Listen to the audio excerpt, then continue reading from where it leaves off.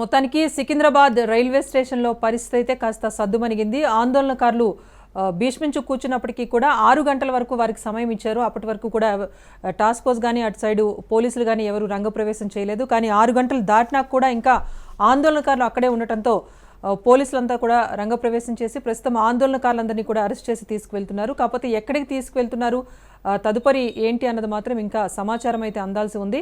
ప్రస్తుతానికైతే full police ప్రొటెక్షన్లోనే Secunderabad railway station ఉంది.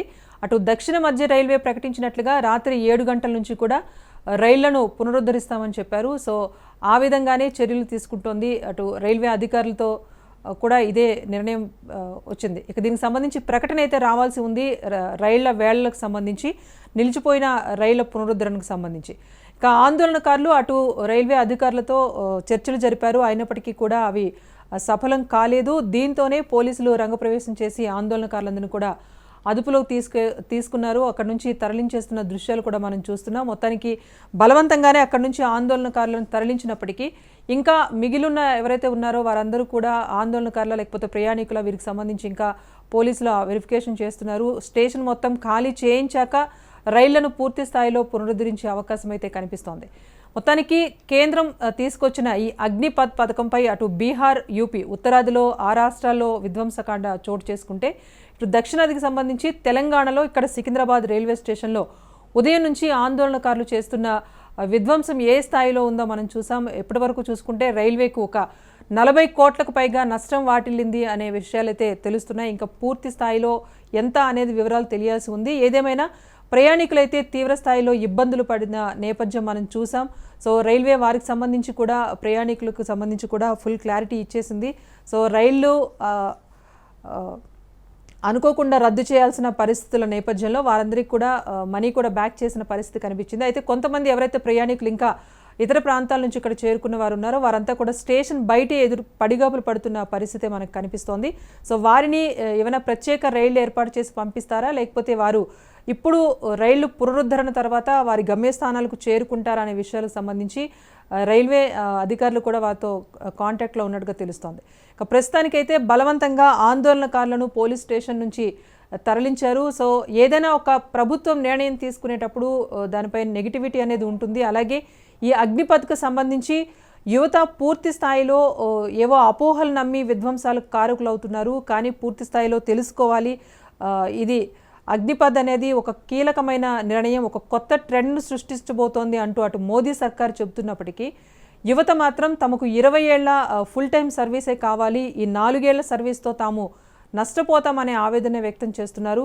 తమ పోరాటం కూడా కేంద్రంతోనే అన్నట్టుగా వారైతే స్పష్టం చేస్తున్న పరిస్థితి కనిపిస్తోంది. ప్రజెంట్ అయితే సికింద్రాబాద్ రైల్వే స్టేషన్ నుంచి ఆందోళనకారులను బలవంతంగా పోలీసులు తీసుకెళ్తున్న దృశ్యాలు మనం చూస్తున్నాం. మరింత సమాచారాన్ని మా ప్రతినిధి రవితేజ అక్కడి నుంచి అందిస్తారు. రవితేజ, ఉదయం దాదాపు 9 గంటల పాటు ఉద్రిక్త పరిస్థితులు ఏదైతే సికింద్రాబాద్ రైల్వే స్టేషన్లో కొనసాగిందో దాన్ని సమాప్తం పడిందని అనుకోవాలి. మొత్తానికి ఆందోళనకారులను పూర్తిగా పారామిలిటరీ బలగాలు అదుపులోకి తీసుకొని ఎక్కడి వారిని అరెస్ట్ చేసి ప్రస్తుతం సికింద్రాబాద్ స్టేషన్ నుంచి కూడా వారందరినీ దగ్గరలో ఉన్నటువంటి పోలీస్ స్టేషన్ తరలించడం జరిగింది. ఈ 9 గంటల క్రమంలో దాదాపు అధికారులే 3 సార్లు విద్యార్థులను చర్చలకు పిలువగా వారు మాత్రం ఎట్టి పరిస్థితుల్లో ఇక్కడి నుంచి జరిగేది లేదు, అధికారులే తిరిగి రైల్వే ట్రాక్ పైకి వస్తే తప్ప మేము మాట్లాడేది లేదంటూ కూడా తేల్చి చెప్పడంతో అధికారులు తిరిగి వెళ్ళిపోయినటువంటి పరిస్థితి అయితే నెలకొంది. రైల్వే అధికారులు కూడా దీనిపైన స్పష్టంగా మాట్లాడుతున్నారు. ఇప్పటి వరకు జరిగినటువంటి నష్టానికి సంబంధించి ఒక సమీక్ష కూడా సాగింది. మరి కాసేపట్లో పూర్తిగా రద్దయినటువంటి రైళ్లన్నీ కూడా పునఃప్రారంభించేటువంటి దిశగా మాత్రం అధికారులు యొక్క పక్క ప్రయత్నాలు జరుపుతున్నారు. పూర్తిగా కేంద్ర బలగాలు రంగంలోకి దిగి ఎవరైతే ఆందోళన చేస్తున్నటువంటి ఈ విద్యార్థులు యాస్పిరెంట్స్ అందరినీ కూడా ఇక్కడ నుంచి తీసుకెళ్లి దగ్గరలో ఉన్నటువంటి పోలీస్ స్టేషన్స్కి తరలించడం జరిగింది.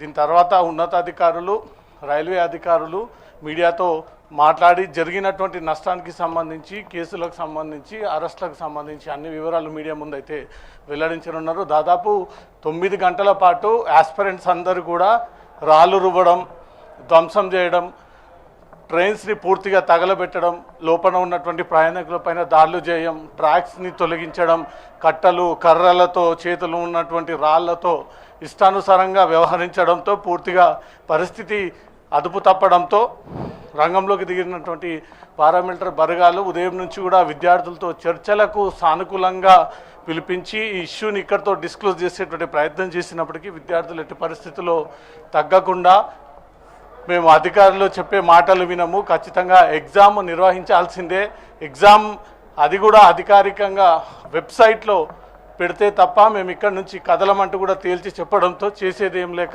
అధికారులు కేంద్ర బలగాన్ని రంగంలోకి దింపి పూర్తిగా విద్యార్థులను ఎక్కడక్కడ అరెస్ట్ చేయడం జరిగింది. ప్రస్తుతం దీనిపైన రైల్వే అధికారులు పోలీసులు కూడా మాట్లాడే అవకాశాలు ఉన్నాయి. మరి కాసేపట్లో అధికారిక ఒక సమావేశాన్ని కూడా ఏర్పాటు చేయనున్నారు. ఇప్పటికైతే పోలీసులు పూర్తిగా విద్యార్థులను చెదరగొట్టి ఇక్కడి నుంచి వారందరినీ కూడా పంపించేశారు.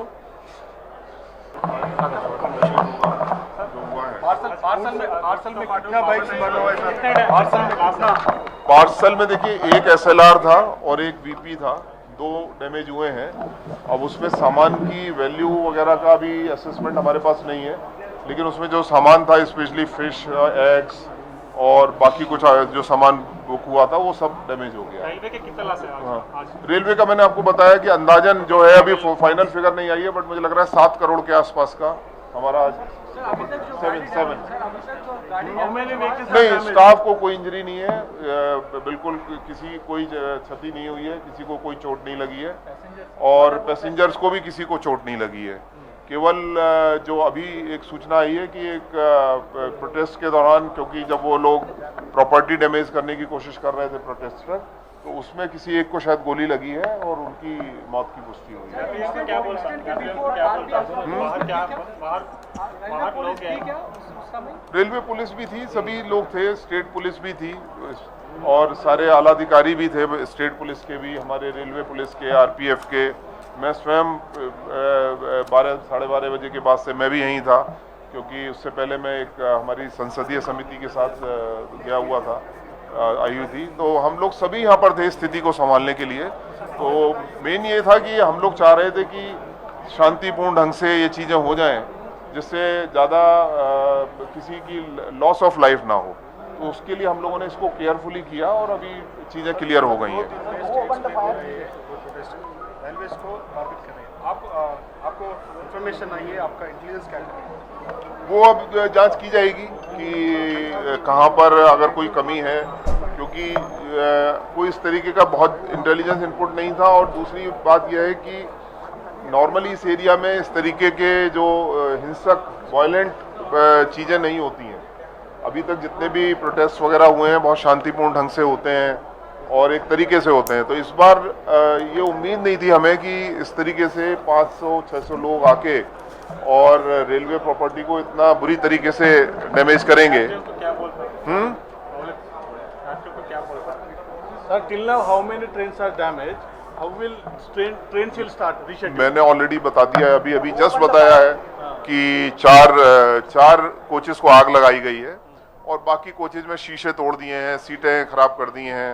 बट मेन डैमेज 4 कोचेज में ज़्यादा हुआ है, जिसको पूरा उन्होंने जला ही दिया है। तो हो सकता है वो अब वो यूज़ भी ना हो पाए, वो देखना पड़ेगा। नहीं, ये तो देखिए ऐसा है, इन केसेस में जब मिल के काम होता है तो सारे जो डिसीजंस भी होते हैं वो कलेक्टिव ही होते हैं। तो स्थिति को देखते हुए जो भी वहाँ पर उस समय फोर्सेस थे, रेलवे के, स्टेट पुलिस के, उन्होंने मिल के ही वो लिया। क्योंकि उस समय हमें ये लग रहा था कि अगर उन्होंने इंजन में आग लगा दी, और हमारी वहाँ पावर कार भी खड़ी हुई थी जिसमें 2000 लीटर डीजल भरा हुआ था, तो अगर उसमें आग लग जाती तो ये बहुत बड़ा एक डिजास्टर हो सकता था। तो उसको से बचाने के लिए कि भाई अगर वो हुआ तो बहुत लोगों की जान जाएगी, तो एक उस समय एक डिसीजन कलेक्टिवली लिया गया कि इसको कंट्रोल करना है तो ये करना पड़ेगा।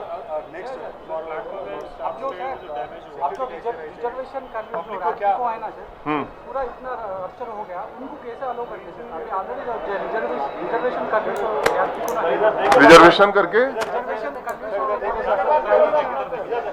एक करके मैं हाँ नहीं सवाल पूछिए, क्या आपका सवाल क्या है तो मैं बता पाऊँ।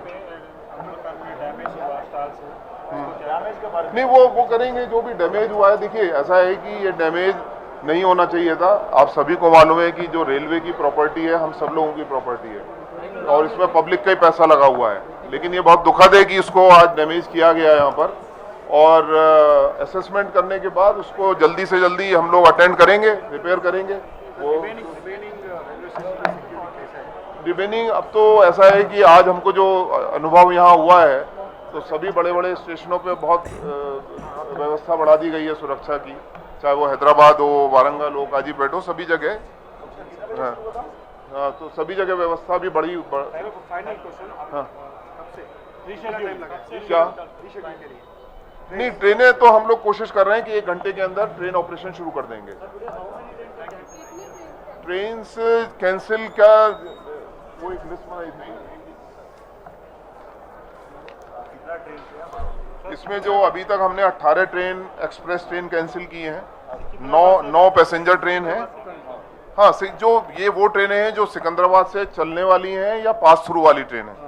तो 18 एक्सप्रेस हैं, 9 पैसेंजर हैं, 65 MMTS ट्रेन है और उसके अलावा 15 ट्रेनों को पार्शली कैंसिल किया है, चरलावल्ली में कर दिया या सनत नगर में कर दिया, और 8 ट्रेनों को डाइवर्टेड रूट से चला रहे हैं हम लोग और 1 को रीशेड्यूल किया है।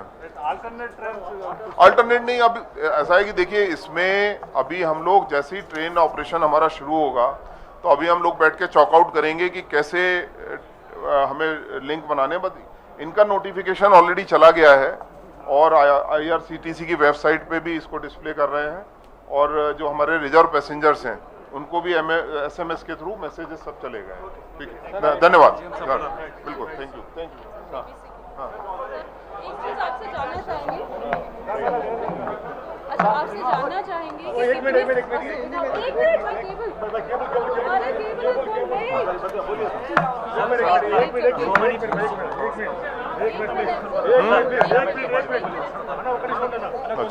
अरे So many passengers are facing so many problems. What about the cancellation of tickets? Cancellation मैं ये श्योर करता हूँ, जो भी ट्रेनें कैंसिल हुई हैं हमारे कैंसिलेशन के रूल बहुत क्लियर हैं, सभी को पूरा 100% रिफंड मिलेगा और उसकी समय अवधि भी है कि अगले 3 दिन तक वो हमारे जो काउंटर्स हैं उनसे भी ले सकते हैं। अगर वो IRCTC की वेबसाइट से है तो ऑटोमेटिकली उनका, अगर टिकट है तो ऑटोमेटिकली उनका रिफंड वापस आ जाएगा, तो उसमें रिफंड में कोई प्रॉब्लम नहीं होगी। लॉस का मैंने अभी बताया, अंदाजन अभी बहुत पक्का नहीं है, अभी हम उसको असेसमेंट कर रहे हैं, तो एक बार असेसमेंट हो जाए तभी बताना उचित रहेगा, क्योंकि अंदाजे से कोई फिगर बताने से कोई फायदा नहीं है। तो एक बार असेसमेंट थोड़ा और पक्का हो जाए, 1 घंटे के अंदर फिगर मिल जाएगी, हम लोग शेयर करेंगे सबके साथ।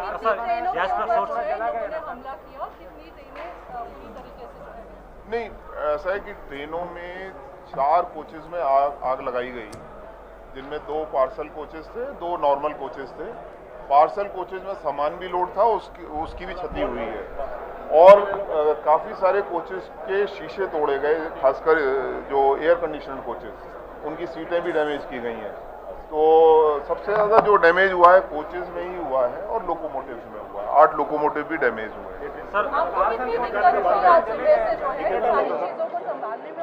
नहीं, देखिए एक डिफिकल्ट सिचुएशन है, सबसे ज़्यादा चिंता हमें अपने यात्रियों की, क्योंकि जब ये शुरू हुआ विजिटेशन उस समय यात्री भी थे बहुत सारे स्टेशन पे, लेकिन फॉर्चुनेटली किसी भी यात्री को कोई चोट नहीं लगी।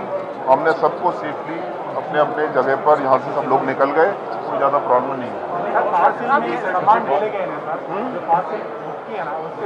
नहीं, वो सब उसके सब रूल हैं, उनको रूल के हिसाब से जो भी पार्सल की क्षति हुई है उनके जो भी कंपनसेशंस वगैरह हैं उनको रूल के हिसाब से दिया जाएगा। Sir, from morning onwards we see that total full parcels are damaged. You know how much the loss is? नहीं, वो उतना मेरे पास अभी डिटेल नहीं है, लेकिन वो जो भी रूल्स हैं उसके हिसाब से हम लोग कंपनसेशन देना है, जो भी देना है वो हम लोग देंगे। Sir, total food parcels from which state? From which state the food parcels are coming? From which state? Which state? From which place? Parcel? Parcel. नहीं, पार्सल तो ये मेरे ख्याल में लोड हुए थे यहाँ से, दे वर नॉट, एक नंबर पूछना पड़ेगा कि ये आउटवर्ड पार्सल थे मेरे ख्याल है वो, मतलब फाइनल डिटेल अभी मेरे पास इतना नहीं है, लेकिन मैं ये अश्योर कर सकता हूँ कि जो भी इसके रूल हैं उसके हिसाब से हम लोग इसको कंपनसेट करेंगे।